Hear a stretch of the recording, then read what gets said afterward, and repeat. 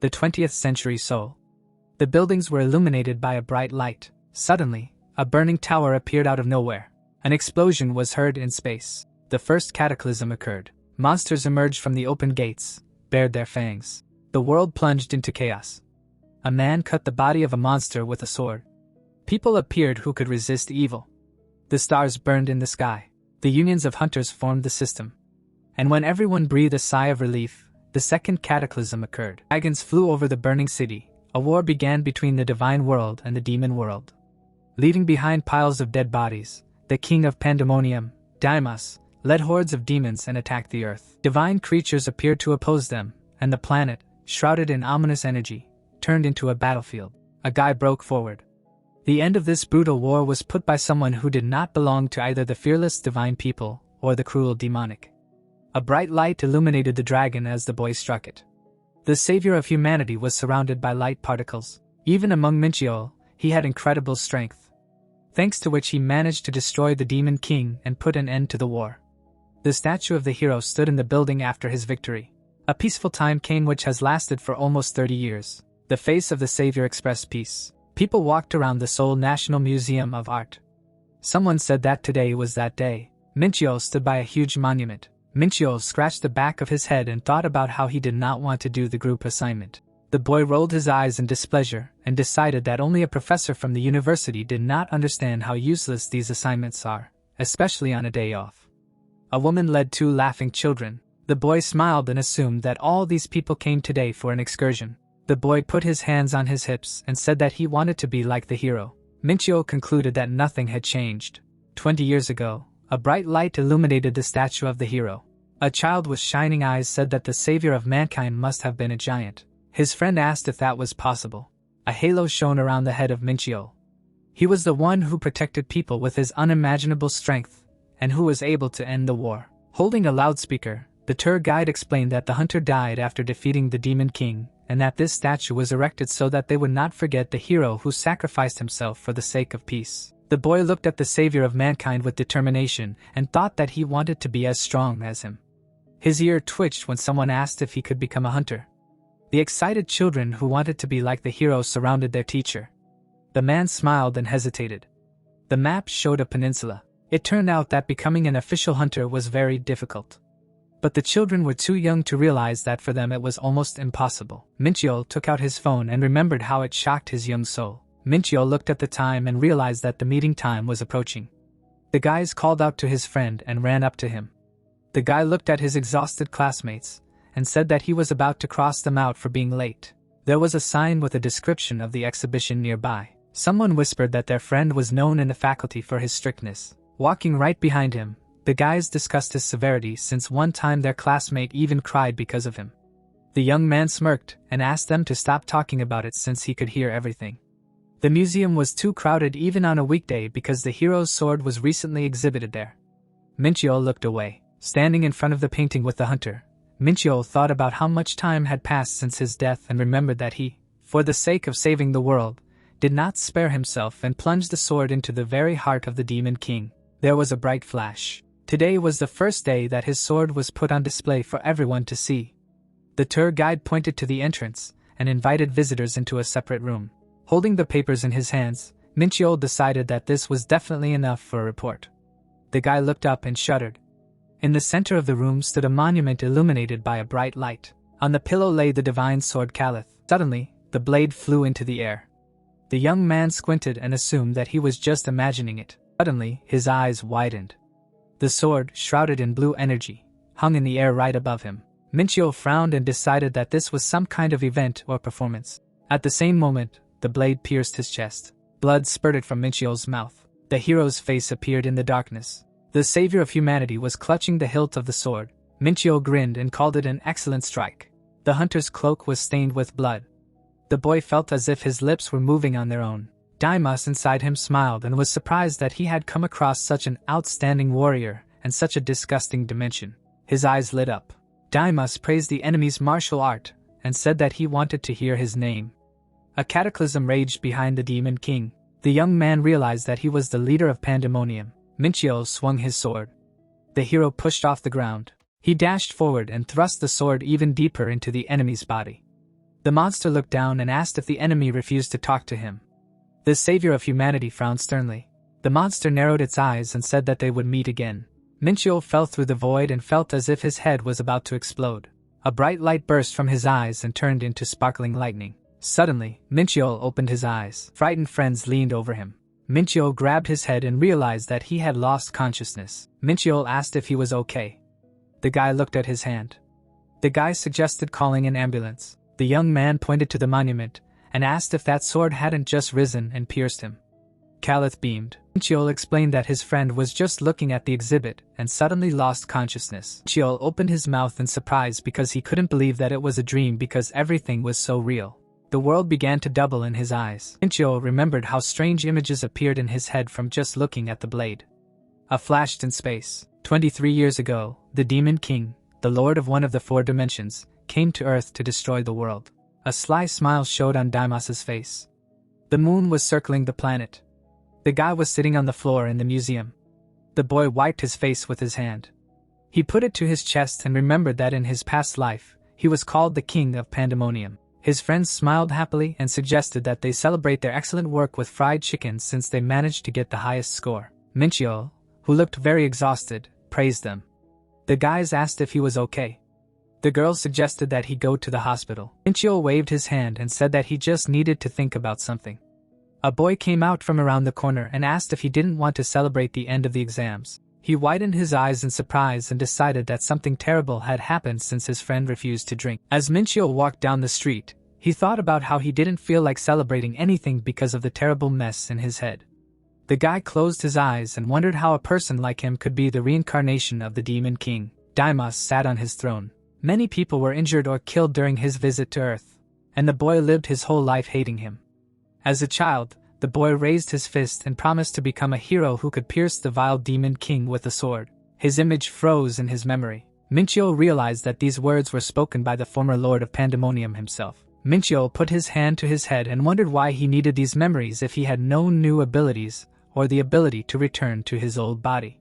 Minchio remembered how the hero pierced his chest and wondered how Daimas could die since his body on Earth was a substitute, and his spirit was supposed to return to his real body. The savior of humanity stood on a cliff. He died at the same moment as the Demon King. The boy smiled and decided not to waste time thinking about something like that because he needed to focus on what he could do now.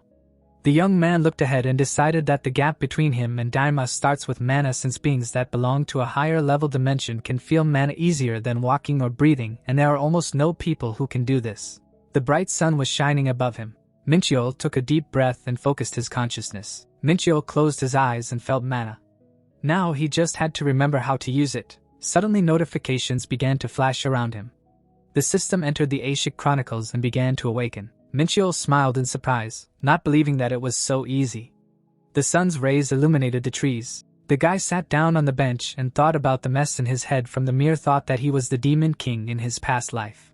The young man looked at the photo of Daimas and wondered what he should do with this information. Now, the system prompts how to use the status window. Minchio looked up and decided to check his characteristics. Sitting in front of the notification, Minchio studied his skills and unique abilities.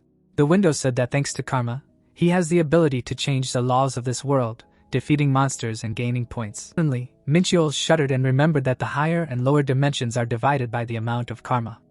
2 moons shone in the sky above the city, Pandemonium and Elysium. The difference in the limit of power between the creatures of these 2 worlds creates an abyss. A bright flash appeared in front of the Demon Lord. When a being from a higher dimension penetrates a lower one, it must use a substitute body. Planet Earth was visible in front, so Daimas was restrained in order to maintain the balance of the universe. Minchio looked at his hand and realized that the King of Pandemonium had to use a substitute body due to the laws of the dimension, but he had the power to change these laws. Minchio clenched his hand into a fist. A smirk appeared on his face when he realized that he could exceed the limit of his own strength. The 2 worlds were arguing over the sick Earth. The guy who was no longer the Demon King could do nothing for humanity since Pandemonium and Elysium had already made a truce and paid compensation. People were walking around the museum. If those who had just recovered from the cataclysm learned of Daimas's revival, the world would plunge into chaos again. The star-shrouded youth knew that he needed to continue living as an ordinary person and decided to use the information from his past life. Minchio smiled and wanted to contribute to the prosperity of humanity, as soon as he had enough strength to do so. Minchio crossed his arms and remembered that in his past life, he also wanted to become stronger. Minchio looked at his magic value and realized that he needed to do something about it. Fortunately, the Demon King's memories had a whole bunch of ways to increase mana. A full moon is shown in the sky above the city. Minchio held a phone in his hands. He ran a stick along the ground. A magic circle appeared in the clearing. Minchio smiled and was glad that he managed to create it before midnight. It turned out that this is a circle that Demon Kings inherit from generation to generation. The guy took a step forward and thought about how this circle concentrates mana, collecting it from the environment, but now it is inactive because there is no driving force in it. The youth placed the magic item in the center of the circle. Suddenly, a huge amount of energy appeared around. The system reported that the E-rank mana stone was used to complete the magic circle. Minchio smiled widely when he saw that his magic had increased by 450. Minchio sat in the lotus position and began to meditate. A fire ignited in his chest. The concentration of mana was so great that it was visible to the naked eye. An emblem appeared among the branches. The basic pranayama was to draw in natural mana with the breath and store it inside oneself. A whirlpool swirled in the darkness. Minchio realized that he would have to learn the breath, which would allow him to create a small cosmos in his mind by absorbing the energy of the stars. People sat in front of the demon. In the past, Daimos made a contract with the heavenly demon and entered the dimension called Mirim, where he learned the most ancient spiritual technique impossible for anyone except the masters of demonism to learn. The guys fought on the pages of books. The Lord of Pandemonium was able to master and study various martial arts and transform them into a technique that surpassed the demon's combat system. A demonic shadow appeared behind Minchio, and Daimos eventually stood on top of his own world. Minchio closed his eyes. White steam emanated from the magic circle. A light haze enveloped the planets. A bright light burst out from the circle and illuminated the forest. The boy clenched his fist. He gritted his teeth and realized that his body could be torn apart by the power of the stars if he relaxed. Suddenly, the young man opened his eyes wide. A blue haze appeared above his head. Minchio pursed his lips and decided that he would die or go crazy if he stopped. A powerful stream of wind ruffled his hair. Minchio smiled madly and thought that the body of an ordinary person would not be able to accommodate the energy of the stars. But in his past life, he was the king of demons, so he would succeed. Light particles shone in the sky. When the timer expired, they disappeared. The full moon illuminated the forest. The magic circle of mana expired. The circle on the ground stopped glowing. The system reported that the user had reached the first star of the star system technique skill. Minchio sat in the center of the circle. Under the influence of the technique, his body became stronger. Minchio looked down. All his stats became higher. The guy stretched and felt his whole body go numb. He looked at the system window and noticed that all the techniques he received were being converted into skills. The young man looked up. The powers of the nebula of light and darkness united and created the power and energy of the universe. Suddenly, Minchio wondered what this meant. There was a light on in the room of one of the houses. The status window showed the characteristics of Minchio. Minchio sat on the bed and remembered that the star system technique uses both the power of light and the power of darkness. But he did not know about any energy of the universe. Minchio put a towel on his head and wondered if being a demon in the past meant that he could only use the power of darkness. Minchio threw the towel into the basket and realized that the full star system technique allowed him to absorb the power of 2 nebula stars through his breath. The boy clenched his fists and thought that this could make him the strongest being in all dimensions. People gathered at the hunter registration center. The boy approached the counter and thought that in order to act as a hunter, he definitely needed to register with the association. The girl cried with happiness and told her mother that her abilities had awakened. The guards carried away the man who denied his poor test results. Minchio picked up the document with his results. Each column with the characteristics was E rank. The magic power was at the D level. Minchio asked if there was no F rank among the ranks. The woman approached him and answered that E rank was the lowest value. There was a blush on her cheeks. Minchio did not understand what kind of reaction it was. After looking at the results, Minchio realized that the association could not determine the strength of the universe, and said that he had one question. Minchio pointed to the characteristics and asked what the rank and brackets meant. The examiner answered that these were potential abilities. The administrator introduced the tower and the gate, and explained that hunters can improve thereby defeating monsters and that the limit of this improvement is indicated in brackets. The guy scratched his chin and decided that this did not apply to him. Standing next to him, the girl said that there are some hunters who are able to obtain more power than the association determined. The woman put her hands to her chest and added that the visitor was too weak to go to the tower, but there were many areas where his abilities would be useful. The examiner confidently knitted her eyebrows and asked him not to be so upset. The young man closed his eyes and thought that he was not upset about the result at all and thanked her for her support. Clouds were floating in the sky. Minchio walked out of the registration center and heard that the Sacred Mountain Guild was good at training newcomers. In front of the building, there were people who wanted to tell others about their guilds. Minchio passed by them and realized that they were working tirelessly just to recruit someone.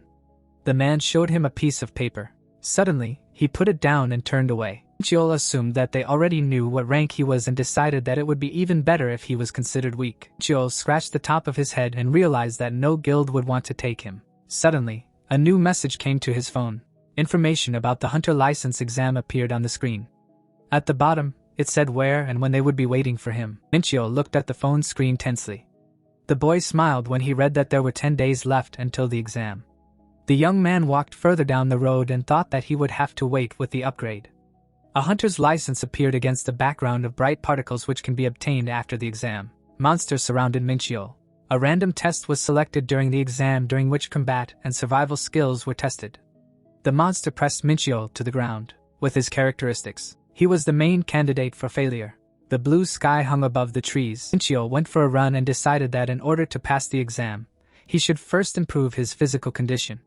His face was covered in sweat. Under the influence of the star system technique, his physical characteristics increased. Minchio stopped and sighed heavily. Minchio frowned menacingly and remembered that he had the ability to increase his characteristics just by controlling his breath. The guy wiped his chin and realized that thanks to the practical experience from his past life, he would be able to pump up his body and pass the exam. The young man began to pump his abs. Then he did push-ups. His characteristics grew.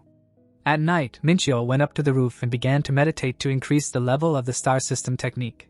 Light energy clots appeared above the city. Minchio decided that he would have enough of a week to prepare. Minchio opened the status window and was very happy when he saw these sparkling numbers. Standing in the middle of the forest, Minchio decided that it was worth it. Minchio raised his hand and wanted to focus on the nebula of light and darkness. Stars were sparkling in space. These two opposites collided and formed the energy of the universe in his past life. When Daimos could only use dark power, it took him more than a year to get the second star. The guy looked at his hand and thought that now it took him only 2 weeks and he managed to pump up his physical fitness. The young man imagined how to use the Fist of the Unknown Wanderer of the 7 Stars, a basic fighting technique that consisted of 7 positions. Minchio punched the air and remembered that he needed to raise his internal strength and strengthen the necessary parts of the body in order to learn this technique. Minchio took a fighting stance and realized that it was perfect for him now because it included fairly basic moves. There were buildings visible beyond the mountains, and Minchio was curious about how his techniques would be displayed. Standing in front of the status window, Minchio noticed that the system considered them skills. Minchio presented the icons of his 2 skills and decided that the Fist of an Unknown Vagabond, which was weaker than a star system, was not the worst basic ability. The guy looked at his hands and decided that he should not learn all the higher combat techniques yet because without knowing the basics, something terrible could happen. The young man imagined his body exploding and wanted to move on to learning the gliding cloud gate, which suited his current form well. With each step, dust appeared under his feet. It was a walking technique that was not able to push back the enemy, but which could be useful for counterattacks and maintaining balance. Minchio pushed off the ground and wanted to practice. Minchio soared into the air. His movement speed increased by 50%. A satisfied smile appeared on his face. A trail of bright energy rushed over the forest. Minchio realized that this was very different from what he knew before because such a speed could only be achieved at the 4th star. Minchio flew past the trees and noticed that his balance was simply perfect. Minchio confidently looked ahead and wondered if the martial arts he activated with the energy of the universe were so much more advanced than those that could be obtained with darkness magic. There was a large tree ahead. The guy smiled and decided to try something. The young man swung his fist. Minchio hit the tree trunk with all his might. A powerful explosion of energy was heard. The tree shattered into pieces and blood appeared on Minchio's fist. Standing in front of a pile of wood, Minchio could not believe that even basic martial arts were capable of such a thing. Blood dripped from his hand.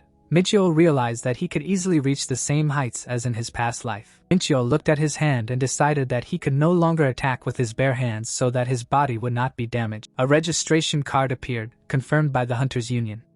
The boy entered the building, which was guarded by 2 golems. He had a hood on his head. Smiling widely, the The girl thanked the guests for visiting the Interstellar Union branch and asked what brought him here. An aura enveloped the magic circle.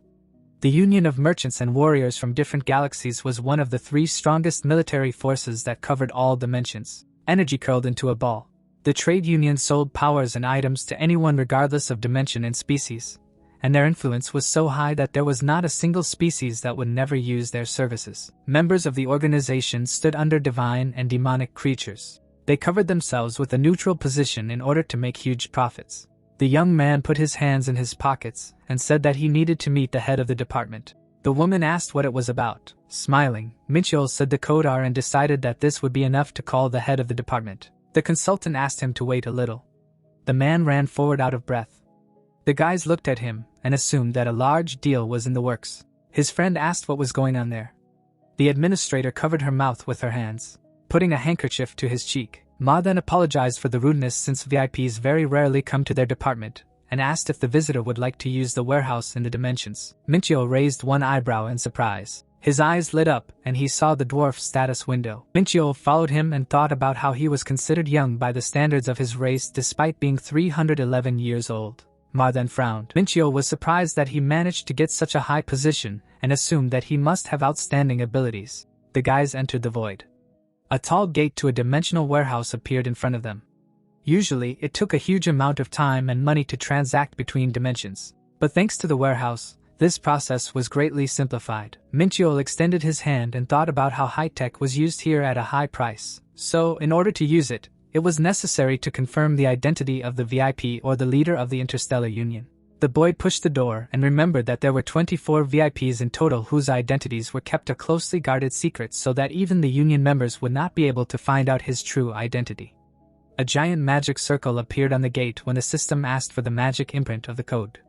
The boy smiled tensely and lost several units of universe energy. The gate in front of him opened. Ma then frowned sternly. There was a view of space ahead. The system confirmed the identity of the VIP and let him into the dimensional warehouse. Minchio frowned in confusion when he learned that one item was left in the warehouse. Dark energy swirled in his hands. Minchio realized that he would have left more things here if he knew about his reincarnation and decided that the fact that there was at least something here could be considered luck. In his hand was a stone that looked like any of the ones lying under his feet on the street. An ominous aura enveloped it when Minchio ordered it to awaken. A wave of energy flew past the planets. It formed a bracelet on Minchio's hand. The system reported that the Black Star had found its new owner, and that synchronization was complete. Minchio looked at it, and remembered that this is an artifact whose power is determined by the karma of the owner, and that now even half of its true capabilities are unavailable to him. The guy summoned a sword in his hand and decided that the ability of the weapon to change its appearance would be enough to pass the hunter exam. The high tower shone. Representatives of the Interstellar Union could not believe that this man was actually a VIP. The young man put on his hood. Someone said that he did not look like a powerful person at all. Sitting at his desk, Ma then replied that he had seen it all with his own eyes, so there could be no doubt, and wondered how it was possible that a VIP had appeared in the lower dimension. The man introduced the demon, and suggested that one of the beings from the higher dimensions did not want to show their essence, and created a substitute body on Earth to hide their power. The girl smiled broadly and said that his nature as a true merchant does not change. The dwarf reminded him that the one who brings them money is their client. Closing her eyes, the woman asked if she should observe the situation but not conduct an investigation and promised to do everything so that the information would not leak to other departments. Hoping for her help, the head remained alone in the office. Ma then walked to the window. After entering the tower, the higher species began to closely observe this world. The man scratched his beard and thought that the place in this department, which is right next to the tower, was given to him thanks to great effort. But it was not enough. Minchio covered his mouth with his hand and yawned. The dwarf realized that he could rise to an even higher position thanks to him. Minchio looked up. On the day of the exam, people crowded in front of the testing center. Someone shouted that the 55th license exam was being held today. Minchio took his number and remembered that he needed to stay in the waiting room until the appointed time. Reporters ran out to meet him. Minchio's eyes widened in fear and asked what this meant. The journalists ran past him. The guy mentally called them crazy. The people parted when Yumi and Sungwoo came forward. The young man assumed that they were some celebrities. The man raised his eyebrows and asked if this was not the daughter of the ambassador of Vanaheim. His friend confirmed this and called her a half-elf. The girl smiled. According to rumors, she had the ability to control spirits. The future hunter grinned. It turned out that he was accepted into the Warang Guild after a psychological test and a fencing test. People were sure that one of them would get the highest score. A loud sound came from the speakers. People gathered in the building. A voice announced that the testing would begin in 10 minutes and that each examined could get a hunter's watch from informants. Light particles rose above the palm trees. People gathered near them. Minchio looked around and assumed that this area was created by people. A crystal flew above his head. The examiner announced the disciplines tested in the 55th license test. The crystal shone. It turned out that in order to pass the exam, it was necessary to survive and score 100 points. The special watch showed more accurate information about the points. Each of the examinees started with the same level of shield energy which was spent when taking damage. Minchio clicked on the watch and decided that they thought it all out well because as soon as a person used up their shield, they would be thrown out of the examination area. Marks appeared on the map of the island. A voice said that you can pass the test if you kill 50 normal monsters or go on a raid on a boss. Minchio looked in one direction, then he looked in the other direction. People got into a fighting stance when they heard that they could also hunt each other. Smiling, Minchio realized that enemies were everywhere and decided to start taking the exam. Minchio took a step forward and thought that someone would definitely not have enough points, so they would have to attack other guys, which meant that this was what the examiners wanted. The man raised his fist and suggested teaming up. As this was the only way to increase the chances of passing the test, the guy decided that this was not his style at all. The young man stopped in front of the forest and realized that he needed to kill the boss. Walking through the thicket, Minchio wondered why no one was fighting because this was the most interesting part. The bright sun illuminated the trees in front of him. Minchio heard the clang of steel on steel and assumed that something had already begun. Minchio turned onto the path and decided that this was a good way to test the abilities of the other participants. Minchio shuddered and looked ahead. A giant panther was standing in the clearing. Minchio transformed the black star into a spear and wanted to kill the monster. The guy got into a fighting stance. The energy of the universe enveloped his body and increased his characteristics. The young man stood firmly on the ground. The gliding cloud step was activated. Minchio made a dash forward. The monster opened its mouth and bared its giant fangs. Minchio looked down at it and thought that it was an illusionary monster that was created specifically for the exam. But the fury and power emanating from it seemed real. The beast leaped forward, leaving its prey behind. Minchio struck and thought that in this weak body, it was better not to get attacked. The tail with spikes on the end appeared behind him. Minchio dodged the strike and realized that it would be difficult for him to engage in close combat because of this. Minchio frowned sternly. The boy extended his spear to the side as the panther headed towards him. The monster opened its mouth furiously. The youth swung the spear and used the skill-crushing strike. Minchio threw the weapon forward and a powerful aura enveloped him. The spear pierced the body of the monster and left a deep wound on it. The headless beast fell to the ground. The system awarded the user 10 points. Minchio smirked and realized that the monsters here were very strong and that he should expect a good boss fight. Someone came forward and noticed him. Minchio looked back when someone said that he killed the named monster they were chasing. 3 strangers came out of the shadows and were angry that another participant destroyed their monster. They frowned in displeasure. The guy asked if he didn't know who they were and stated that when people talk about the Black 3 Stars, they were talking about them. Squinting, Minchio wondered who they were and noticed that they came from the direction where the sounds of battle were coming from. Dark energy concentrated around the moon. The Eye of Truth's skill was activated and the 3 brothers' status windows appeared. Yongjin asked why the other participant was smiling. His brother crossed his arms and assumed that he just didn't understand the situation he was in. Minchio beckoned them with his hand and called for an attack. Yongjin angrily clenched his fists and said that he would make him shut up. The guy added that such scoundrels should be taught manners. The boys rushed at the guy with the weapon. The youth made a dash towards them. The black star turned into a dagger in his hands. Minchio struck the spearman. Yongjin tried to hit him but missed. Minchio smirked and decided that they themselves did not know who they were dealing with.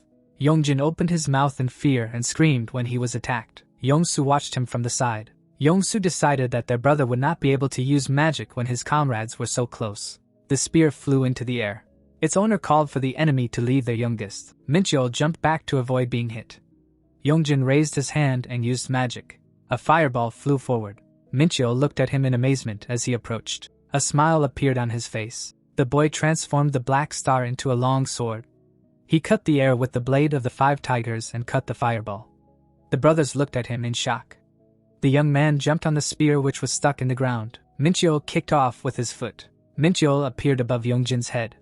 The next moment, he was already standing in front of a confused Yongsu. Minchyo closed his eyes and said that this was the end. Yongkyo opened his mouth in horror and shouted that this couldn't be.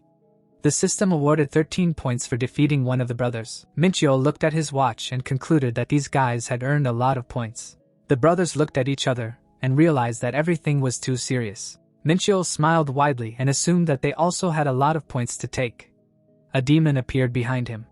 The boy declared that it was time to finish what he started and wondered how many points he would be able to get. People were watching the events in the exam area from the guild broadcast room. Sitting at the table, a member of the organization asked if one of the Black 3 stars had dropped out, and remembered that these guys were raised by the second most important guild in the country. The hunter trembled when the girl guessed that it was Sungwoo who had done it. Imagining the shining awakened one, the woman realized that everything happened as the guild leader predicted and remembered that he was found and personally trained by the hunter from the second place in the Korean rankings. The representative of Yongjin smiled widely and concluded that their rising star was much better than the youths of the Warring Guild, which meant that his victory was near. A video of Minchyo fighting Yongjin was shown on the screen. Someone asked if this was the participant who defeated the Black 3 star. The girl spread her arms and called Sungwoo the pride of the Warring Guild. Suddenly, she looked at the screen in surprise and asked who he was. Minchyo looked at his watch. The sun's rays illuminated the forest. The man screamed in horror when a sword blade flashed in front of him. The exam participant tried to run away, but he was caught from behind. Standing in front of the man who fell to the ground, the guy realized that he had already eliminated 20 people from the game. The young man wiped his chin, and he managed to score 172 points. The watch said that there was an hour left until the end of the exam. Minchyo thought about how he never met the guys who wanted to take first place near the boss area. Minchyo looked around and decided that he should move on to the boss fight because he didn't have much time left. Minchyo looked at the high mountain and wanted to head straight for it. There was a cave among the rocks. This was the path that led to the boss. Minchyo approached a rift where a narrow path led on which only one person could fit. Minchyo raised his hand to his forehead. In the cave stood a golem. It had increased durability and constitution, and it also had a unique ability to self-free over. The guy summoned a spear in his hand and wondered if the people from the testing center really wanted someone to defeat the boss. The young man rushed to the guard and thought that he should not be given time to recover. Minchyo clenched the spear in his hands and realized that he must continuously inflict damage on the enemy. Minchyo stabbed the weapon into the monster's leg. The tip did not leave a scratch on it. The monster swung its fist to strike back. A powerful wave raised dust into the air. The golem raised his fist, but there was no one under it.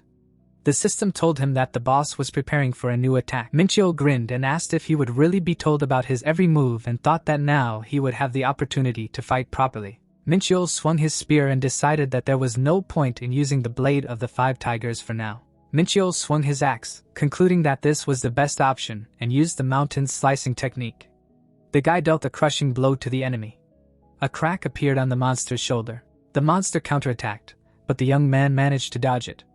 A smile appeared on his face. The size of the crack that appeared was not important at all. Minchyo dealt a few more blows and decided that he could hit 10 or even 100 times. His eyes sparkled. Minchyo was confident that he could win this fight. Yumi put her hand to the wall and heard the sounds of battle.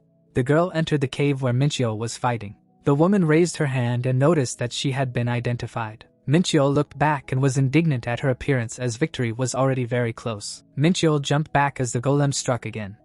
The boy cut the air with his axe and realized that he could not fight both the boss and the other participant at the same time. But if he attacked her, the monster would have time to recover. Yumi raised her hand and asked if he needed help. Squinting in displeasure, the young man thought about the monster already one step away from death and asked if the participant really decided to come to the set table with her own spoon. Yumi closed her eyes and said that he would not be able to cope on his own. Minchyo clenched the weapon in his hands and realized that he could benefit from even such a dead-end situation. Minchyo looked at the girl and offered her a bet that he could kill the guard in 10 minutes. Raising her hand, the girl said that the outcome of their fight was obvious and asked what she would get for it. Minchyo looked at his watch and promised to give her all his points. Minchyo smiled madly and thought about how he currently had more points than he could get for defeating the boss. The woman looked at her watch tensely. If they split the points from defeating the boss, she would get much less. So, this deal was attractive. Black smoke began to come from the monster behind Minchyo and restoration began. The guy looked around in horror, realizing that he had been talking for too long, and asked the participant to pay for his dinner. Dust and particles of black smoke rose into the air. Yumi promised to intervene if the fight suddenly began to go against him. The young man put the axe on his shoulder and declared that this would definitely not happen. Minchio jumped into the air. Yumi asked why he was talking to her so informally because they had only met for the first time. The blade of the Ashen. Minchio smiled. He swung his weapon and asked the participant to switch to an informal address as well. After the timer ran out, the exam ended and people found themselves in the testing center hall. The man Minchio called for medics as participant number 370 needed help. Minchio fell to the floor. People rushed back and forth helping the injured. Smiling nervously, Minchio decided that it was hard and thought about how he almost lost the bet because the boss restored some of his health while they were chatting. The girl stopped. The woman saw Lola ahead. People whispered why she was okay and assumed that she had been hiding during the entire exam. Yumi frowned and wondered if she would have to treat another participant to dinner after all. Yumi imagined the boy jumping back and realized that he had read every attack of the Guardian. The boy swung his weapon. Minchio cut the air with his blade. The girl wondered if she could win a fight with him. The woman remembered their fight with Sungwoo and thought that he was fast and strong, but that was all his abilities ended. The man's eyes widened in shock. A voice announced that participant number 511 had won first place in the 55th Hunter License exam. Minchio's name was displayed on the scoreboard. The favorites of the exam took second and third place. The swordsman looked down and muttered that he couldn't believe it. Porters immediately surrounded him to discuss his place in the scoreboard. The hunter apologized and said that he was not in the mood to talk to anyone. Bodyguards blocked the crowd's path and promised to report all the details to the media. A little later, Minchio narrowed his eyes and wanted to quickly leave the building before anyone noticed him. The guy opened the doors in front of him. He was met by a crowd of jubilant people. Journalists followed the young man to interview him regarding his victory in the exam. Minchio smiled awkwardly and realized that he wouldn't be able to get home at this rate. Minchio shouted that he had conditions for joining the guild. The hunters froze in place, waiting for his answer. Minchio showed them his open palm and said that he would join the guild that offered him 5 billion. The representatives of various organizations opened their mouths in shock. The man looked at the papers and noticed that despite his excellent combat skills, he had very low stats. His colleagues said that no one needed a person without development potential. Smiling, Minchio thought that he was not going to join any guild and wondered who would agree to give 5 billion to an impediment newbie. Minchio shuddered when someone said that they were ready to pay for this contract. The stranger folded his hands behind his back. The guy asked himself if there was really a guild that was ready to pay such a huge amount to an unknown newbie. Someone raised his hand and attracted attention. The young man squinted to examine him. Mr. Ma then stood in the crowd. The rest of the people were shocked by his appearance. The sun's rays reflected off the roof of a high tower. The guys were sitting in the office. Minchio crossed his arms over his chest and said that he was not going to join the guild. The man raised his hand and explained that he knew this and that he wanted to ensure the comfort of his client.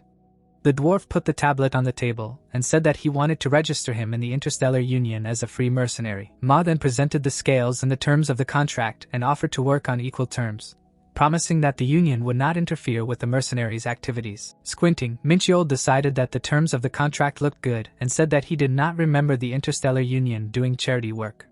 Putting the tablet on the table, Minchio realized that only a fool would believe in such help and said that he had wasted his time. The merchant clasped his hands and explained that all they needed was his trust. Minchio scratched his chin and thought about it. Mar then smiled widely. Minchio guessed that they expected him to have a huge force behind him, and realized that he had no reason to refuse. The guy left his signature on the tablet. A chandelier sparkled under the ceiling. Following the boss, the girl asked if he was sure of his decision. The man replied that he would not mindlessly get involved in something like this, and asked her to prepare for a meeting with clients. The dwarf frowned sternly. The free mercenaries of the Union were not inferior in strength to the nobility of Pandemonium. For this reason, in order to conclude such a contract, someone no lower than the director of the Union must give their permission. The man in the white cloak pointed to his subordinate and allowed him to sign the contract with Minchio.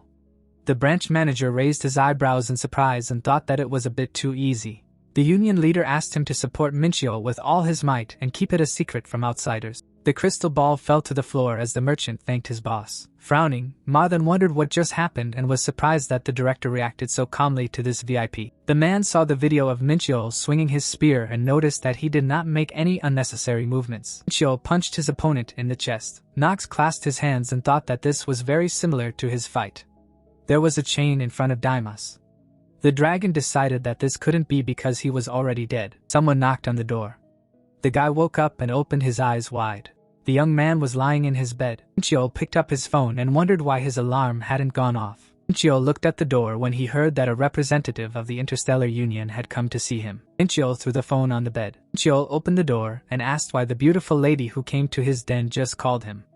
Ellie smiled and explained that she had sent him a message, but decided it would be better to talk to him in person. Minchio looked back and said that he hadn't seen her message. The girl noted that in such a mess, it was understandable. 300 missed calls appeared on the screen. The guy wondered how the Union even knew his number. The woman looked around and called him very modest. The young man replied that modesty had nothing to do with it, and assumed that they had already investigated and found out why he lived like that. The secretary replied that they had not done anything that he would not like. Minchio threw his things into the corners and asked why they had come to the testing center yesterday. The employee presented the registration card and explained that the mercenary had shown it when entering the Union, so they assumed that he would go take the exam. Minchio smiled and decided that this was quite good, that the Union was not really trying to invade his personal space. A bright light lit up the room. Ellie handed her friend a credit card. Sitting on the bed, Minchio asked what it was. The girl replied that it was a working phone and a card with the agreed amount on it. Minchio took them in his hands and was surprised that they agreed to his terms. The document said that he had almost 5 billion in his account. The woman said that they had to deduct taxes from the original amount. Minchio looked at the document and asked if they were really giving him all this money. The secretary smiled and confirmed it, surprised that he was so surprised. Smiling awkwardly, the boy reminded him that he lived quite modestly, and realized that his money habits were the same as an ordinary student. The boy looked up when the Union employee explained that they needed to adjust the issue of a team under his leadership and the conditions related to the gate. Ellie flinched when Minchio answered that he would have enough porters and asked if he didn't need a tank or a healer. The answer was negative. The light illuminated the room. Minchio asked when he could go clear the gate. The girl asked him to wait until they created a team and found a suitable gate. Minchio crossed his arms and assumed that it would take a long time, but he wanted to try out his hunter's license and unique features. The woman stood up and said that it wouldn't take long. The secretary put her hand to her chest and called herself very talented. 3 hours later, Minchios found themselves in a forest. In front of them was the gate of the Amsterdam district. Minchio wondered if this was what they called talent. The guy smiled and said that now it became clear to him why the merchant looked so confident. The man approached them and asked if this was the rookie who turned the license exam upside down. Ellie greeted him. There was a crowd of people behind the swordsman. The girl explained that they were the support team. Yandian extended his hand and hoped for a great job. The young man smiled back and introduced himself. They shook hands. The sun was shining in the sky. The guys gathered at the gate. Minchio warned everyone that he would be the only one fighting and that their task was to collect the rewards after the battle. Minchio stepped into the portal. The commander frowned and thought about how he only came here at the request of the secretary. The man sat on a box and wondered who this newbie was since they were gathered in such a hurry. The hunter looked up and said that he had never heard of this name before. His colleague remembered that this man had won first place in the licensing exam.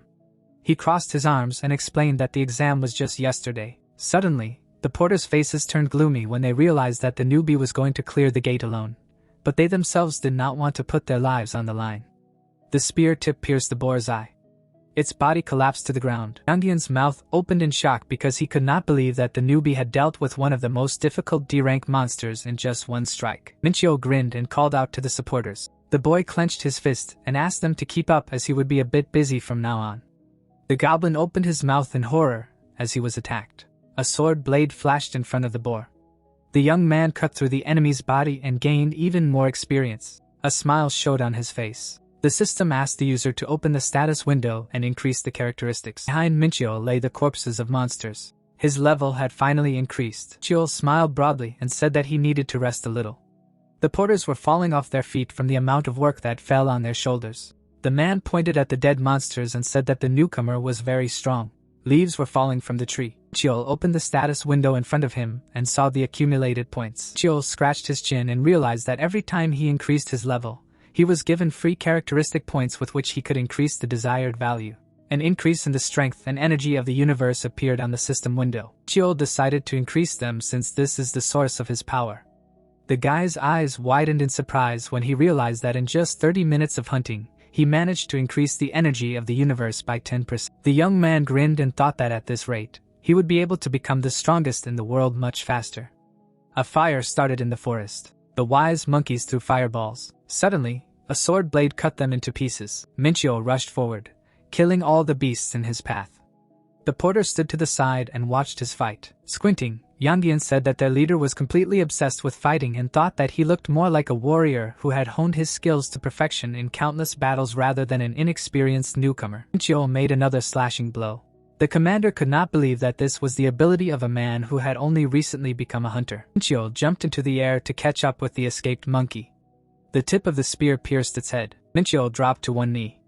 The porter wanted to see how high he could rise. Minchio stood up and realized that only the boss remained ahead. The boy returned to the team and asked if they would mind if he went straight to the boss. The man asked him to do what he thought was right. The support scratched the back of his head and noticed uncertainty in his voice. Yandian assumed that he was a newbie and explained that usually the gate is explored for several days and only then goes to the boss so as not to risk their lives. Squinting, the young man realized that he did not want to waste time for such a trivial reason and said that he would go there right away if that was all. The core emitted a bright light. The gate could be considered cleared only when its core was destroyed. The rays of the setting sun illuminated the forest. Minchio needed to go to where the energy of the core came from. Minchio put his hands on his belt and saw a group of monkeys ahead. The largest of them was sitting on the throne, grinning as it was the only creature capable of using the leader spells. Yandian frowned and warned his friend that this was a strong enemy, and that he needed to take the fight more seriously. Rushing forward, Minchio replied that there was no need to worry and thought that he just needed to stop the boss from casting his spell. Minchio swung his spear. Monkey opened his mouth in horror and screamed. A huge wooden totem fell from the sky. Minchio bounced off the ground, a curse that reduced agility spreading across his body. Minchio looked down and said that this was very annoying.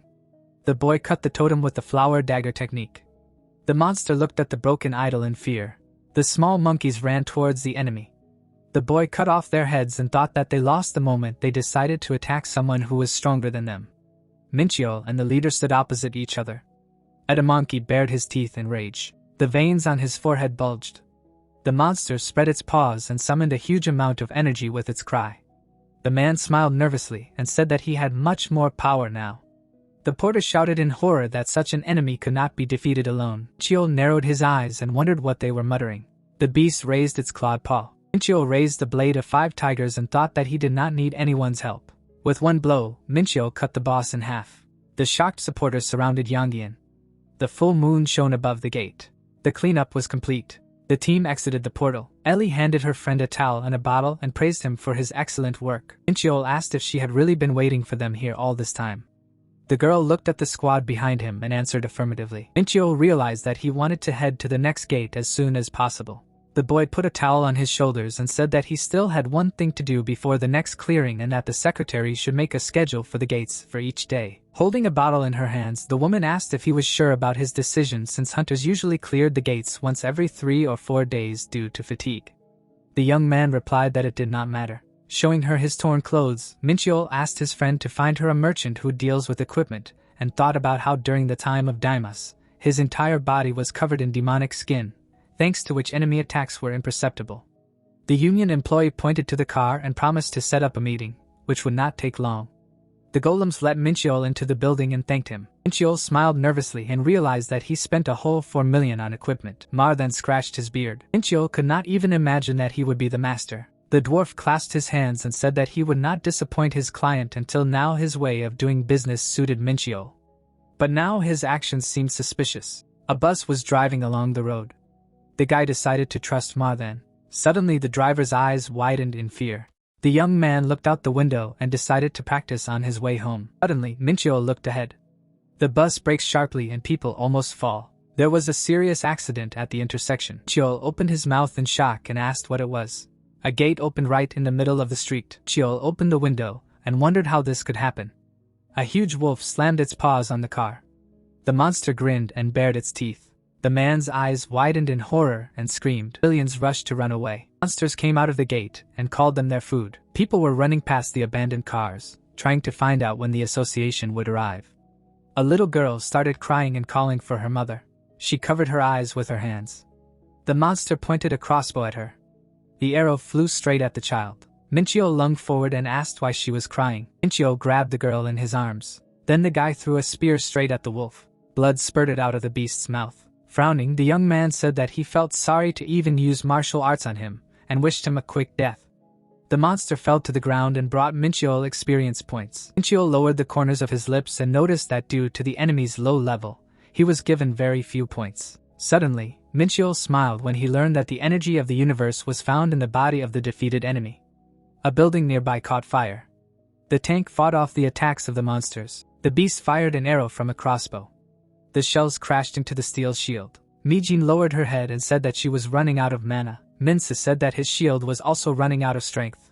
The man saw another crossbowman and explained that these creatures were different from those that came out of the E-rank gate. The defender Minchio asked if they were really going to die. Minchio pounced on the enemy in the rays of the setting sun. Minkul smiled widely and shouted that this was free energy from the universe. The tip of the spear pierced the wolf's head. The beast washed from the ground. The guy pressed on the enemy and pulled out a spear. He waited for the monsters at the gate, and immediately dealt with them. Minsu opened his mouth in horror and asked who he was. The young man was enveloped in an ominous red energy. There was blood on his face. Minchio asked the hunters to help the wounded and promised to hold back the flow of monsters. The guys thanked him and ran away. The monsters approached Minchio from behind. Minchio jumped up and declared that all of them would be his experience points. The building was illuminated by the sun's rays. The guys were sitting at a table in a cafe. The man handed Minchio a business card and said that he was very pleased to meet him. Sungwoo smiled and introduced himself. He remembered how Mijin pointed to the battlefield and said that he knew that Minchio stopped the gate from breaking through alone. The guy took a spear from the corpse. Everything happened unexpectedly since the gate opened in the very center of the city. The young man swung the weapon and looked ahead. If someone had not stopped the gate, the losses would have been colossal. The man's eyes widened in surprise. The association employee bowed and thanked Minchio. Minchio said that he simply did what he had to. Minchio looked at the card. Sungwoo explained that there would be a reward for helping to curb the breakthrough. Frowning, Minchio felt that his mana was at level A or B and decided that he shouldn't use the Eyes of Truth because they would never see each other again anyway. A week later, Sungwoo came out to meet Minchio and said that they met again. The guy smiled. A few meters away from him stood an employee of the association. The young man could not even imagine that they would meet here. 2 days ago, the two-headed werewolf opened its mouth and howled loudly. A powerful wave of energy flashed past him. Minchio cut off both of its heads with one swing of his sword. Minchio grinned. After the breakthrough situation, he managed to significantly increase his level thanks to hard work. Minchio touched the ground with his fingers. The hunter began to do push-ups on his hands alone. He needed to quickly get equipment so he could go and clear more difficult gates. Undian approached him and asked if he shouldn't take a break to rest. Minchio replied that now, when the tension had not yet completely subsided, was the best time to train. The tired porters continued to carry bags. Minchio came out of the gate. Someone asked if they were already finished. The guy noticed that the girl was waiting for him again. Ellie smiled and said that her job was to help him. The young man crossed his arms over his chest and remembered that she was directly subordinate to Marthan. The girl said that the head wanted to meet since the equipment was already ready. Minchio decided to take a break from clearing the gate and looked around when he heard someone's voice. The supporters joyfully raised their hands and shouted that God heard their prayers and gave them a well-deserved rest. Minchio's eyes widened in surprise and asked what kind of reaction this was. The association staff explained that the porters were very tired from daily trips to the gate. Minchio narrowed his eyes and apologized for tiring them out so much. Minchio got out of the car at the Interstellar Union office. He was immediately met by a crowd of reporters. The journalists held out microphones wanting to know more about how the hunter made the biggest contribution during the gate breakthrough in Seoul. Minchio smiled awkwardly when someone asked what kind of agreement they had with the Interstellar Union. The guy ran through the crowd and said that he had to go. Ellie closed her eyes in irritation and was angry that he left her at the mercy of the reporters. The young man entered the building and was glad that he managed to avoid unnecessary trouble. Mar then immediately ran out to meet him. The man pointed forward and said that he had prepared everything perfectly. Minchio said that he wanted to check everything himself. The dwarf smiled and assumed that he should like everything. When Marlon pressed the button, the curtain opened. On the pedestal was the tail armor. Next to it were the golden silk earrings and the Vulcan oath rings. Minchio put on the set and decided that it was a high work. The merchant put his hands together and asked if he liked everything. Minchio replied that it was much better than what he expected to see. Ma then explained that they would have made even better equipment if they had time. Minchio raised his hands and said that there was no clause about items in the contract, so it was fine. The man with shining eyes asked if he needed anything else. Mincheol asked him not to push so hard. The dwarf's mouth opened in shock when the guy asked him to open the BR rank gate. The branch leader raised his hand and replied that it was impossible for a while. The guy asked why. After introducing the people at the gate, the merchant explained that starting from rank B, the difficulty of clearing in the level of trophies increases. So there is a fight for such gates, and added that to pass through these gates, you need to clear at least 40 gates of rank D and 30 gates of rank C. The young man raised his hand to his chin and realized that even if he cleared the gates every day, it would take at least 2 months. Ah then said that there was another way, but for this he needed to win a duel with an A-rank hunter. Mincheol smiled and thought that this was where he should have started. The sun illuminated the towers of the Hunter Union, one of the international organizations that had the same rights as the UN. Mincheol scratched the back of his head and apologized to his friend for leaving her with the reporters. Ellie replied that she did not care at all. The girl looked back and asked if he was okay and doubted that he could defeat an A-rank hunter despite his strength. Mincheol narrowed his eyes slightly and replied that it was not a fight to the death, so everything was fine. A bright flash appeared in space. Mincheol realized that if you look only at the characteristics, it might seem that he had no chance of winning. But considering his equipment and past experience, this was not true at all. There was a sign above the door, waiting room. The employee standing next to him explained that the result of passing the exam would be determined after the fight. Mincheol asked if he needed to knock out the opponent. Looking at his phone, the man decided that it was a joke and said that the judge would evaluate the possibility of passing and that they would not disclose the evaluation criteria. The girl approached her comrade's ear and whispered that they would look at basic abilities, reaction speed, and the ability to act in a critical situation. The boy entered the examination area and noticed that everything was done as if inside the gate. His opponent stepped forward and said that he had been waiting for him. The boy's eyes widened in surprise. Sungwi smiled and introduced himself as the person in charge of the qualification exam. The man took out his swords and expressed confidence that Mincheol would be able to pass the test without any problems. Mincheol raised his spear and confirmed his readiness. As soon as the exam began, Mincheol swung his spear. The weapon flew forward, leaving a trail of energy behind it. Sungwi blocked the throw. The association employee frowned and explained that in order to receive something, you need to give something of equal value in return. The hunter threw his sword forward. Mincheol summoned a new weapon in his hand. Mincheol blocked the attack and said that it was not that difficult. Sungwi pushed off the ground. In an instant, he was right in front of his opponent, and asked if he could block this. Many traces of the sword swings appeared in the air. The boy blocked all of his attacks. Watching them through the screen, Ellie wondered who would have thought that a newbie could have such abilities. The girl clasped her hands and decided that he would be able to easily pass this test. The swords hit each other. Distance appeared between the opponents. The blade dissolved in the man's hand. Sungwi clapped his hands and said that now it became clear to him how the boy was able to hold back the gate alone. The association employee's eyes widened in surprise when Mincheol asked him to attack with all his strength. Mincheol opened his wild eyes and promised to kill him otherwise. The opponents stood opposite each other. Throwing up his hands, the hunter assumed that there was some kind of misunderstanding and wondered why Mincheol was angry. Grinning, Mincheol said that he would not have been able to dodge so easily if the opponent had attacked with all his strength and thought about the fact that his stats exceeded his own values by 4 times. Mincheol clenched his fist and realized that he was not afraid of losing at all. The guy covered in dark energy realized that he hated being underestimated. The young man looked ahead and asked his opponent to show him all his cuteness. Sungwi nervously pursed his lips. A blade appeared behind his back. The man realized that his words did not matter at all. The weapon rose into the air. Sungwi took a fighting stance and said that his ability was to freely control 7 swords. Mincheol smiled with interest. Mincheol swung his spear and said that this was the right place to start because he wanted to throw the choice to a real A rank. Mincheol dashed forward. The tip of the spear crashed into the blade of the sword. Mincheol jumped back from the recoil. At that moment, the association employee appeared behind him. Mincheol ducked to dodge the slash. The guy turned and swung his dagger. A knife flashed under the hunter's jacket. The young man raised his hand and realized that his opponent had exposed himself to the hidden sword. The weapon was enveloped in a blue haze. Mincheol thought that the fact that such a short sword could contain so much power showed how strong its owner was. The blade of the blade flashed in the air. Sungwi grinned and said that his comrade had surprised him many times recently. Mincheol narrowed his eyes and replied that this was only the beginning. Lightning flickered around his hand. The man swung his sword. He dealt a crushing blow to his opponent. Several swords clashed with each other.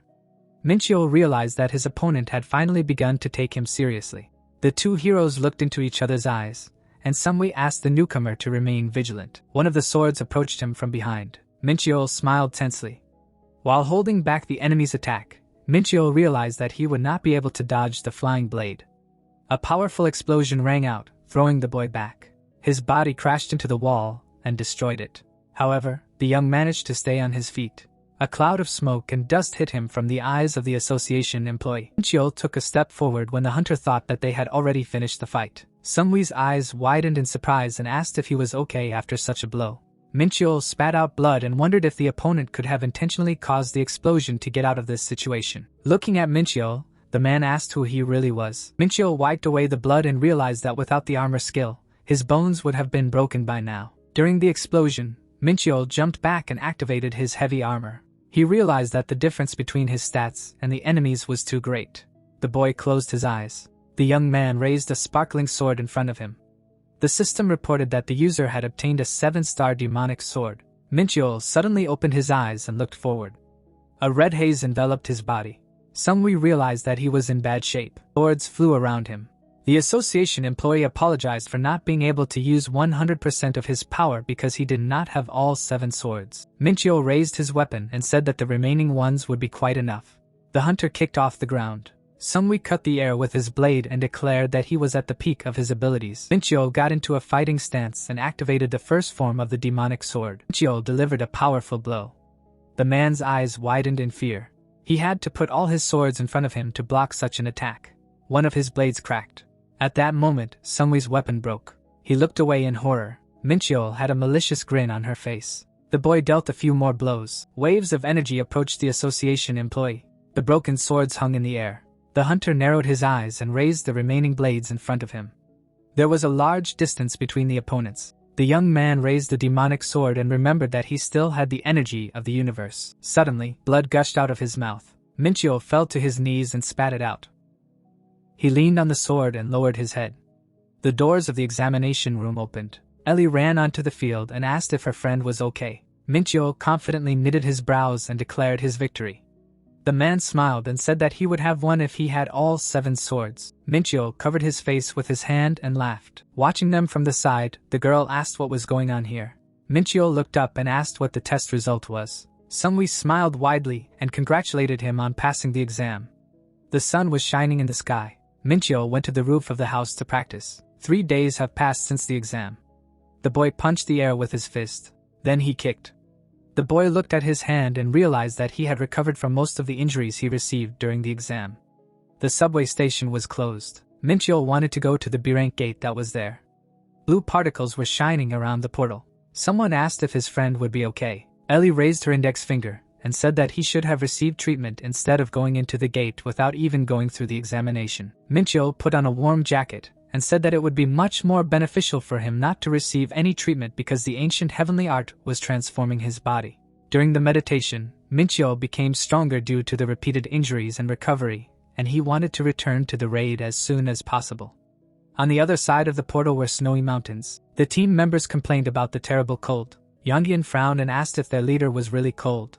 Minchio smiled and said that the wind here was so refreshing that he even wanted to take off his jacket. The man said that it would only get colder. Minchio put his hands on his hips and asked if anyone wanted to help him. The porter decided that it would be a good idea to set up a camp here so that their performance would not decrease. The guy looked back and asked them to do so while he scouted the area. His foot sank into a thick layer of snow. The young man walked into a snowy clearing and noticed that this gate was much larger than expected. Minchio raised his eyebrows and wondered why no monsters had appeared on his path yet. Suddenly, a huge yeti appeared behind him. The monster opened its mouth and roared. Minchio smiled widely and was happy to see it. Minchio jumped back to avoid being hit. Minchio confidently looked forward and was surprised that the enemy was able to camouflage itself despite its size. The monster cut the air with its sharp claws. Several shock waves approached Minchio. The tip of a spear flashed in the air. The guy easily repelled the enemy's attack and remembered how nervous he was because they went to a high-ranking gate. The young man swung his sword. Minchio chopped off the yeti's head and decided that it was much easier than he thought. The head fell on the snow behind him. The system awarded several experience points. Minchio smiled happily when he realized that exactly the same monsters here give 10 times more experience, and wanted to thank Marthan for this. The association building sparkled in the sun. The envelope read a resignation letter. The man clasped his hands and asked what it meant. Sungwi bowed and apologized. Sitting at his desk, the boss said that he only turned him into a decent person and was outraged by his decision to leave. The boss frowned and said that he wanted to hear a convincing reason for his decision since they had been working together for 10 years. Sungwi looked down and told him about how he met the newbie at the exam a few days ago. In the memory, Minchyeol stood next to the corpses of monsters. Despite being in E rank, he managed to single-handedly deal with the rift that had appeared. The swords cracked and broke. The hunter was sure that Minchyeol was weaker than him, but he was overconfident. The guy opened his eyes wide and taught the one who was too arrogant a lesson. 3 days after the end of the exam, the guys shook hands and Sungwi said that he underestimated the boy. Minchyeol smiled and said that everything was fine. The man explained that he had learned a lot in this fight. Sungwi frowned confidently and promised to catch up with him. Narrowing his eyes, Minchyeol wished him hard work and wondered what exactly he was trying to catch up with. Deciding that there was no limit for him, the hunter Minchyeol said that he wanted to become stronger. Sungwi clenched his fist and said that he wanted to enter the tower. The boss looked at him thoughtfully and mentally called him crazy. A huge structure towered over the city which appeared during the first cataclysm. People fell from its top after passing the tests. A person can become stronger, but to do so, he will have to risk his own life. Swords flew around Sungwi. He was the one who almost reached his limit. The man pinched his nose and decided that he did not need to go through all this trouble. The old man tore up the resignation letter. The boss threw away his bucket and suggested that his colleague go on vacation and have a good rest. The hunter looked down in disappointment. Sungwi bowed and promised to visit the boss after the vacation. The association employee asked him not to forget to bring a gift. The man smiled and agreed, thinking about how much he wanted to keep up with the newbie. The gate lit up green. 40 hours left until the breakthrough. A blizzard began in the mountains. Minchyeol realized that if he did not kill the boss, the monsters would continue to appear and decided that this was the perfect place for hunting. Minchyeol chopped up several yetis into pieces. The severed limbs fell to the ground behind him. The guy looked up when the system prompted that the power inside him was awakened to search for traces of souls. The young man spread his arms and asked what it was. The power of charm and the power of hellfire were revealed to him. Lightning flashed above the building. In the depths of the pandemonium dimension was an old castle known as the Hall of Sins. The monsters stretched their hands towards the throne. The hall gave the demon who sat on it a huge, almost infinite power. Scratching his chin, Minchyeol thought about how he couldn't have access to the power of sin in this body, and remembered that both of these powers never belonged to him. Behind Seraphines de Grandiose, there were demons who controlled the powers of hellfire and charm, but Daimos killed them both. A system window appeared in the air. Minchyeol assumed that the powers of those he killed in his past life had been transferred to him. Minchyeol smiled and realized that he had a choice in front of him, but the right option was obvious. Minchyeol kicked the notification with the power of charm and called it useless. Hellfire appeared around him. The system transformed the new skill into a spark of the abyss. Minchyeol looked at the status window in surprise. The guy grinned and realized that this was another transformation. Snow fell at his feet. The young man wanted to try out his new skill right now. There were several yetis ahead. The young man decided that this was a great chance. Minchyeol beckoned the monsters with his hand and called them to attack. The monsters bared their teeth in displeasure. Minchyeol, being in the snowy mountains, thought that just recently the picture of the world that was familiar to him was shattered into pieces because he was reborn in a human body and it received such a rare power of sin. The guy stood in front of a furry monster. A bright pink flame was coming out of his hand. A notification said that he was using hellfire, spending 150 units of mana. Then a new one came, indicating the spark of the abyss, creating a flame of light, darkness, and chaos, having a changing shape and appearance depending on the owner's desire. Minchyeol stood with his hand outstretched, attacking the enemy and arguing that he knows about hellfire, but does not understand the meaning of the word consecration. The attack hit the yeti right in the head. The monster screamed. The guy clenched his hand into a fist and smiled, thought that this is the power of the demon Grandiose. When the flame burns the target while the caster has mana, then it is the same as Minchyeol remembers it. Only a skeleton remained from the yeti, and the others seeing this became furious, and then they ran to attack. Under Minchyeol's thoughts that consecration sounds like a divine power, he decided that he would have to find out in practice. The monster surrounded him. The caster raised his hand enveloped in yellow energy, thinking that he, once a demon, would use divine power. The notification indicated that it was a consecration. The energy in the shape of a cross covered Minchiel, who used the spell. The warrior believed that the power was intended to banish evil, so it was impossible to attack it directly, but the energy could be used as a buff that increased physical abilities. The Yetis ran towards the fire, and this power seemed to cut them in half. Minchiel slightly turned his head, still in the glow. The enemies were defeated. He felt goosebumps all over his body. Remembering himself in the body of a demon, he realized that the power used was effective. But because of his past life, he was in such a strange state. Suddenly, the guy looked up and realized something. An image of the Elysium's Archangel Michael appeared in his head.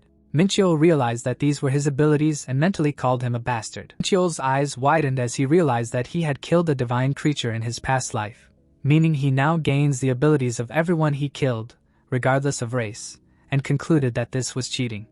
The hunter stood near the dead bodies of the Yeti lying on the ground, continuing to reason that martial arts were mainly focused on close combat. So, he thought raiding was difficult, but unexpectedly, he received a ranged skill and a blessing. He looked at the huge rock ahead, deciding that he had hunted enough and it was time to visit the boss to close the gate. On one of the rocks stood a creature that the notification identified as an imp and an ice spirit. It raised its hand and wished death on the human. The team members turned around at the scream. An icy energy released by the creature flew past them. Someone screamed, "How dare he!" Then an explosion occurred, alarming one of the team members. Minchiel released pink fire from his palm, mentally asking if the enemies had started attacking the team as well, knowing that they would not succeed while he was here. The ice demon was burning in the fire, screaming in pain. Another Yeti was hit next. Minchiel and his team reached a crack in the rock. Minchiel said, slightly turning his head to the others, that they should wait for him and rest here, to which Yongdian asked if he was really going to fight the B-rank gate boss alone. Minchiel, standing right at the gate, said that he was not planning to retreat. The support team commander, looking down, responded to this that the guy should not dare to die because then they would all be in danger. The hunter looked at them and said that he would return. He entered the crack and heard a voice asking in surprise that the enemy had come alone. Minchiel stopped. Standing in front of the Black Yeti, he replied that the monster was also alone. Nanan grinned and asked again. And then, with the spell summoned slave, 3 more ferocious monsters appeared in front of Minchiel. They went on the attack under the leader's order to get rid of the uninvited guests. The warrior grinned and said that the boss had summoned some idiots just to continue lying down so he would make him get up and regret what he had done. The Yeti stood and turned their heads in confusion. The guy used the spell step of sliding clouds. Then he attacked one of them with the mountain slicing technique. The boss was unpleasantly surprised. The others also got pretty angry. One of them took a deep breath and began to blow an icy gust, but Minchiel seemed not to care. He stood straight, confidently holding the halberd in his hands. Then he used hellfire. There was an explosion. In the dust rising from it, the silhouette of the spellcaster was visible. He rushed to the attack and with his weapon, he pierced the skull of another monster. The pink beam cut through the bodies of the remaining enemies. Anan screamed angrily. Anan finally got to his feet. Minchiel noted this with satisfaction, standing next to the body of the slain monster. Anan's eyes lit up with red fire, and he said that he would personally finish off the intruder. He jumped on the hunter, and his feet were already above the guy's head. But suddenly, a whirlwind enveloped his body. The spellcaster found himself at the very head of the monster, asking why he was attacking so thoughtlessly. Minchiel attacked and the monster's head was enveloped in flames. He screamed. The warrior watched him intently. Anan raised his hands in indignation. He asked how the enemy dared to do this to him. Then he called an ice storm on the enemy. While he was standing right in front of him, Minchiel clicked his tongue in displeasure, thinking to himself that hellish flames would not help defend himself. Nanan again wished death on the enemy, and everything around was covered in blue ice. Minchiel stood with his sword in his hand. At some point, pink energy emerged from the sword. Minchiel looked ahead with concentration. At some point, the attack stopped. The hunter, without putting away his sword and not trusting his eyes, mockingly asked if this was all, while the holy spark healed his wounds as per the notification. The monster turned black. Its red eyes and white fangs were visible. It rushed to attack, shouting that it would crush the enemy, calling it Shorty. The magic caster looked ahead with concentration and summoned a blade that cut stars. A pink beam cut off Nanan's path to the enemy. The monster roared and its body fell at the hunter's feet. Minchiel looked at his work with satisfaction, noting out loud that he said that the monster would regret it. The hand passed a bottle of water to the other hand. The owner thanked him for his hard work. The receiving party agreed with the phrase about the amount of work. The girl stood next to Minchiel, who was sitting on a bench with a plastic bottle in his hand. She said that her words were not out of politeness because in order to close the B-rank gate alone, it is necessary to put in a lot of effort, but he objected that another hunter easily coped with this task. The interlocutor asked again. Ellie looked at the guy angrily, holding her hands on her hips, saying, calling him by name, that even A-rank hunters do not go hunting alone and do not try to finish in a short time. She suddenly approached him, shouting that he does not understand how dangerous it is. He only swallowed nervously. Then smiling slightly, he thought that she could just be angry or maybe worried about him. Afterwards, he added out loud, embarrassing the secretary quite a bit, that he wasn't overworking himself and that she shouldn't worry about him, who asked again, slightly stumbling. Then smiling, the girl added that she simply meant that the Hunter Association would have problems if something happened to him, and it wasn't because of personal interest at all. At that moment, Yangyan appeared next to him, cleared his throat slightly, and apologized for the intrusion. Ellie turned in his direction and began to chatter in embarrassment, asking what brought the leader here. Everyone noticed her peculiar behavior. The support squad leader extended his hand to her, which held a beautiful blue crystal, and asked if she knew what it was, explaining that it fell from boss's corpse. The girl was surprised, and the hunter immediately recognized the thing. Yangdian said out loud that he had never seen it before and couldn't analyze it. Minchiol smiled. He looked closely at the crystal, realizing that it was a fragment of the D-rank key, which opened access to the trial of the same name, a hidden stage located on the 5th floor of the trial tower. The hunter stood up, concluding to himself that the item was connected to the tower, and asked out loud to take the crystal. Yangdian agreed to give it, saying that the guy had a priority right to it, asking if he knew what it was. The ally answered negatively with a grin, explaining that he was taking it just in case, to which the commander asked to let him know if he found out what it was. Because he was dying of curiosity, he agreed. Minchiol stood with the crystal in his hand and thought that even if he rummaged through his memories, he would hardly find a single trace because the tower was seriously classified, and since the item was connected to it, he simply had to take it. The full moon rose in the sky. The hunter stood at the door of the building asking the secretary to contact him if there was a C-rank gate, or better yet a B-rank gate. She agreed, saying that the manager was working tirelessly so it would be soon. But for now, she advised him to rest. The guy agreed, wishing her the same, and mentally noted that there was no time to rest because he needed to train properly. The hunter closed his eyes and collected his thoughts. Then he opened them wide. He trained with and without weapons, reasoning that since the Chanho Gate appeared, he had not missed a day of martial arts training, increasing his strength, agility, and level of achievement. And training was much more effective than trying to pass through a D-rank gate. The phone vibrated in his pocket. Minchiol picked up the phone. It was the manager calling. He said with a smile that they had found a B-rank gate that he could clear. The hunter replied that he had been called at the right moment, but Ma then suddenly clarified that an unforeseen circumstance had arisen. The guy asked again, and the dwarf explained that he had been told that a great gate had opened in Korea, but the association had set a condition that it would be cleared together with other guilds. A picture of a gate above the city appeared in the listener's head. He clarified that he had to cooperate with other hunters. The other end of the line agreed, adding that since the employee liked to work alone, he would decline the offer, but the hunter suddenly agreed, saying that it did not matter. The manager, holding the phone with both hands, automatically agreed with him, and after he understood what he had been told, he asked again in surprise. Minchiol, with a slight smile, added to what was said that he could not pass up the opportunity to see other hunters in action, and thought that he could also evaluate their skills, given that the gate was rank B.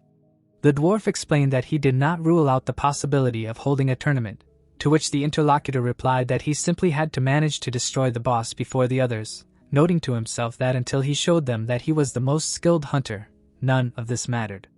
In the province of Jeollabuk, Jeonju, there was a huge crack in the ground. The sky above it was painted red. The hunter stood at the scene, admiring the size and estimating how huge the space inside was. Ellie, standing behind him, clarified that it was half the size of Jeonju. The guy thought that this was an unheard of scale, half the size of a city with a population of 600,000 people, and he wondered if that was why they insisted on working together.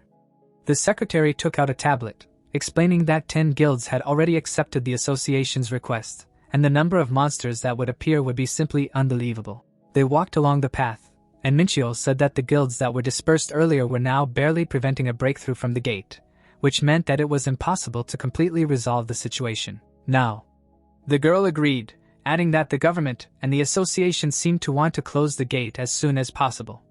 She glanced sideways at her interlocutor and added that if everything continued in the same spirit and a breakthrough occurred, it would be a complete disaster. But the guy objected. He put his fist in his palm and said that it wouldn't happen, asking who she thought he was. Ellie's face twisted from the amount of snobbery in the interlocutor's phrase, and he repeated again that there was no need to worry. The guys standing at a distance were talking about something. But then one of them asked if this was the man who stopped the gate from being broken in XX Dong, pointing to the hunter walking with a girl. One of his interlocutors confirmed that he heard that he surpassed Sungwoo and took first place. He was asked again if he really meant a respected person, a promising representative of the Warnong Guild. Minchyo, passing close, noted that everyone likes to meddle in other people's business. The secretary said with the cutest expression on her face that it was all because a new hunter had appeared in town and had beaten a respected rival. The guy responded with annoyance that she seemed to like it.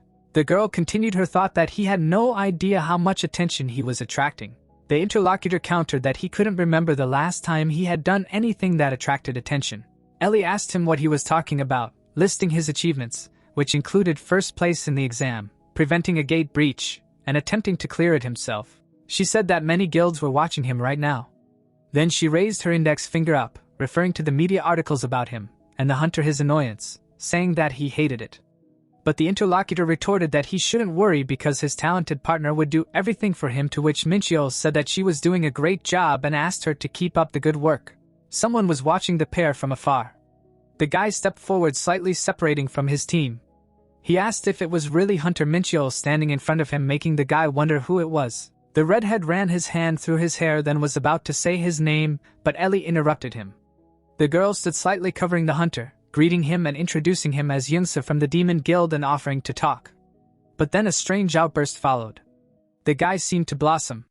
He asked again that the girl knew him and added without waiting for her answer that he could not believe that he was honored with the attention of such a beauty, calling himself a lucky man. The couple stood in confusion. The girl clarified whether this was really what he wanted to talk about, and the guy thought how real his new acquaintance was, considering that he did not even flinch, saying such sickening words. Youngsa spread his arms and narrowed his eyes, saying that although it was nice to spend time with such a beauty today, he was here to talk to a rising star.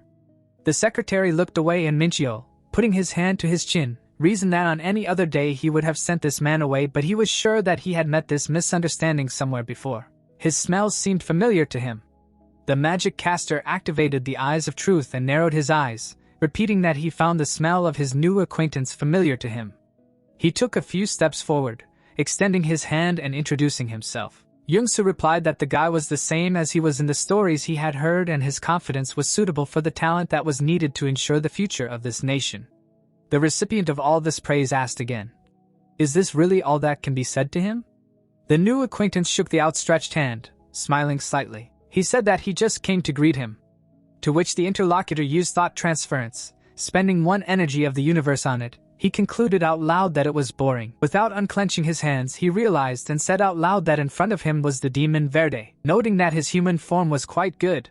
Youngsa stood shocked, and Minchyo was delighted with the effect produced. The red-haired guy faked a smile in response. The hunter reasoned to himself that he probably wanted to find out how he was exposed. But nothing would come of it, because the thought transference was stopped, and he could no longer do anything. The hunter thought about whether to provoke the new acquaintance. He was still standing with an outstretched hand, and Minchyo in the end decided that it was time to inspect the gate, which he told Ellie, specifying that he would do it alone. The girl asked what about the support team, and he replied that he wanted to check their level first. Then he turned to the demon and said that he was a little busy. He responded sweetly, apologizing for keeping him. Youngsa passed by, saying right in his ear that he was sure that they would meet again soon. Minchyo triumphantly stated that he had taken the bait, and was also slightly leaning towards his interlocutor. He said that he was not interested in men. The two stood not far from the Palbok gate. While one did not see the other, he reasoned that the bait had been thrown. He teased the guy as best he could. Did he really decide to refuse? But suddenly, Youngsa called out to him, holding out his hand and mockingly asking why he was still hanging around at the entrance. Minchyo folded his arms on his chest and explained that he was waiting for someone. The new acquaintance asked if they had known each other before. The hunter looked at him sternly, saying that he should not pretend, adding to himself that he sees right through these damn demons. The demon's human form smiled. He suddenly had long ears and sharp teeth, and he burst out laughing.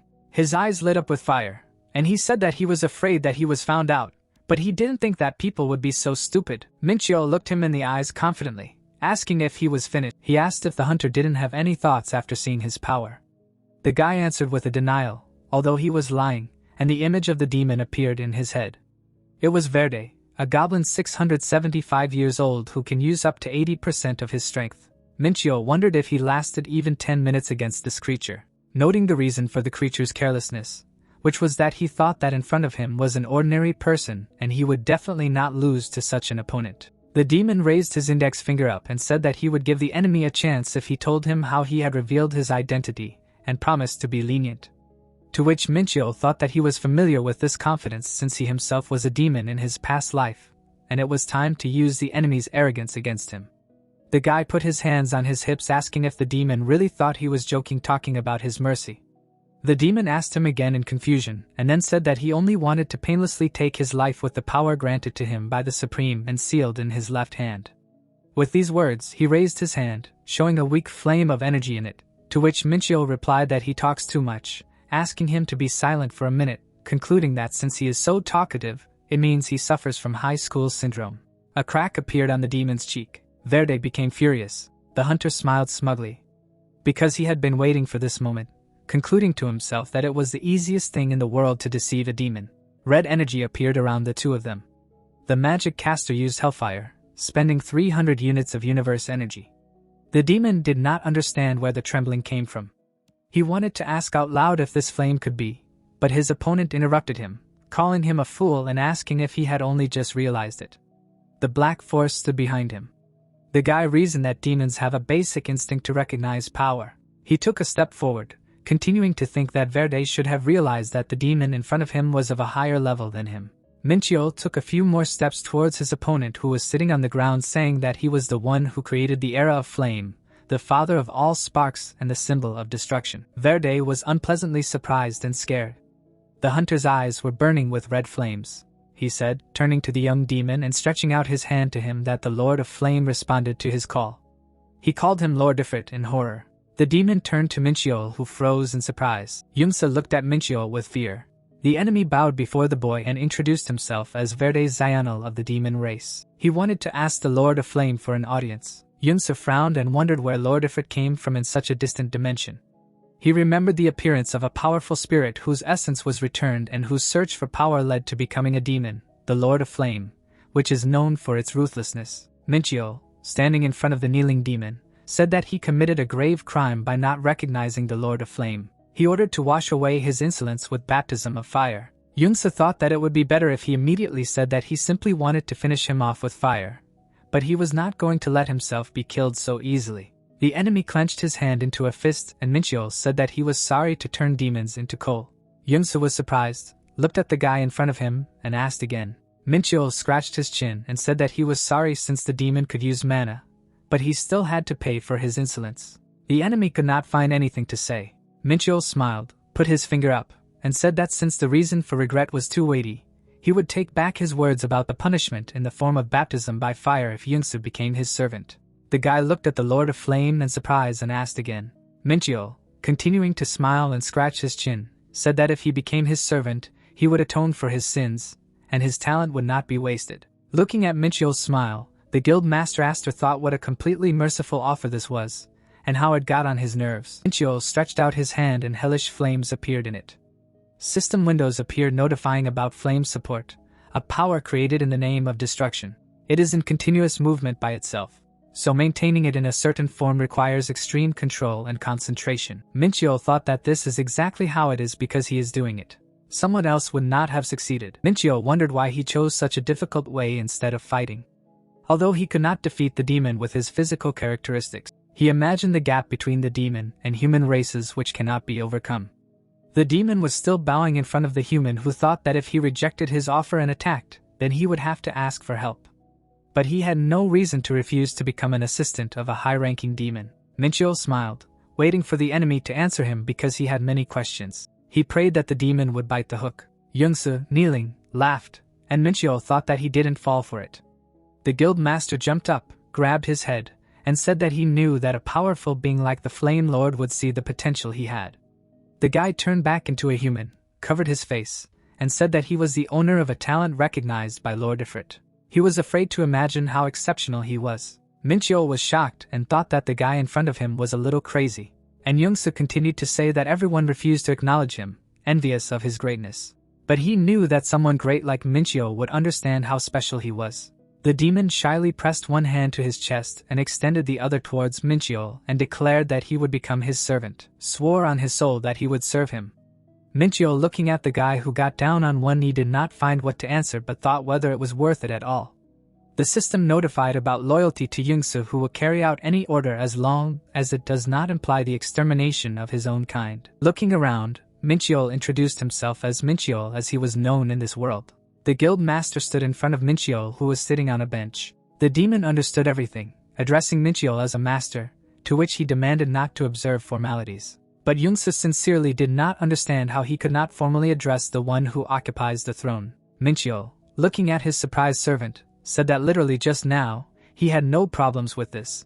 Minchyo folded his arms on his chest and asked if there were other demons who, like him, had arrived on Earth. Youngsu joyfully clenched his hand into a fist and replied that he would state everything he knew. Minchyo, analyzing the servant's story, imagined 5 demons who came to Earth, including Youngsu, in order to take over the planet. They were instructed to build up forces in Korea. He was given hands holding a glass of dark baptism, which the demons obtain helps them reduce existing restrictions to a minimum. Although he does not yet know who exactly is responsible for the development of this kind of dark art, he is sure that at least one of the 3 Lords of Dimensions is related to dark baptism. Minchyo imagined a scary smiling demon and cups in his hand and thought that the most likely candidate would be Rosalind, who is in Asmodeus's service. But it seems that for a lord of this level and above, dark baptism will not help with restrictions enough. Youngsu, covering his face with his hands, declared that among the 5 demons he was the strongest, and Minchyo felt relieved because since they were weaker he would remain unharmed if something went wrong. Minchyo thought that if the situation became known in Elysium, there was a high probability that a serious fight would break out. Minchyo imagined a destroyed city and remembered that in the past Elysium and Pandemonium competed with each other in the tower that appeared in Korea, and after the death of Dymas, Pandemonium found it difficult to continue the war. Minchyo imagined an angel and a demon understanding hands and remembered that Elysium found it difficult to continue a full-scale offensive and Pandemonium lacked strength due to the death of one of the dimensional lords. So Elysium decided that both sides should come to an agreement. Minchyo imagined a world map and thought that in this way Korea, where the tower was located, became a neutral territory and a third party. Minchyo folded his arms and thought that since the demons had come to Earth, ignoring the agreement due to the insult to the restrictions, they must have come for the tower itself, since this race is willing to do anything to gain power. And now he can't let things slide because a fight can happen at any time, and he needs to start preparing in advance. Youngsu happily declared that he would carry out the master's order perfectly. And the latter thought that the guy was bursting with enthusiasm, even too much. With a smirk, Minchyo declared that from now on, the demon will be his eyes and ears.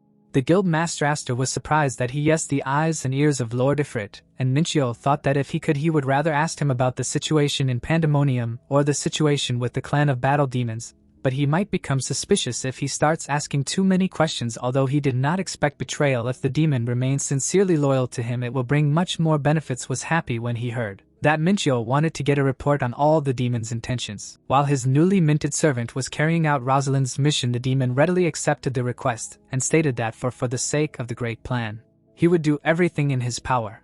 Minchyo chuckled and said how reliable it was. Minchyo presented the map and thought that the situation in Korea, world peace, did not interest him at all. He simply could not forgive those who were causing chaos where he lived. He decided to turn these plans into dust. Minchyo went to the territory beyond the Palbok Gate. 2 weeks had passed since he came here to focus on leveling up and trusting Youngsu with obtaining information on the demon's intentions. Minchyo remembered that behind the gate there was a huge forest with various monsters. He immediately imagined a forest troll with exceptional regeneration abilities, a dark hood who was well versed in witchcraft and curses, and trance who were trying to set up an ambush on level ground. Blows burst out in the darkness. Dust rose. Minchyo ran without looking back from the monsters of the forest. Leaving them behind, Minchyo stopped and thought that now the beasts were nothing more than experience points for him. Minchyo looked at the system windows with a smile and noted that he had leveled up a lot in just 2 weeks after the incident at the gate of Chongho. Full-fledged battles were definitely the best. Minchyo imagined the warriors and thought that in martial arts, people mostly repeat certain movements or techniques to master them perfectly, achieving in the process of enlightenment. they gain experience. The current one does not need such repetitive processes. Minchio imagined his past demon body and the line that led him to human form. He had already achieved enlightenment when he was Daimos.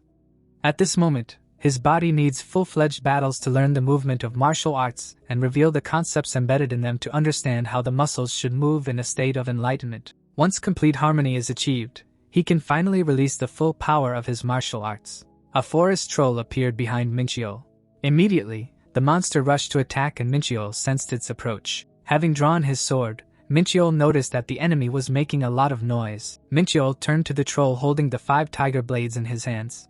The forest monster was surprised when Minchio cut his mace. The enemy clenched his hand into a fist and attacked. Minchio landed on his feet. His sword cut the troll's hand. Soon, the enemy was defeated. Minchio smiled when the system notified him of the experience gained. The guy looked at the sword burning with a purple flame and noted that this was the real energy of the blade. He remembered the blades and how before he was unable to hold such an exorbitant energy in himself, so it was scattered. But now he can keep the energy of the universe under complete control and pour it into the blade. This became possible due to his increasing understanding of martial arts and strengthening his control over the energy of the universe. Over the past 2 weeks, Minchio looked at his injured elbow and decided that his body was not keeping up, and he needed to train more.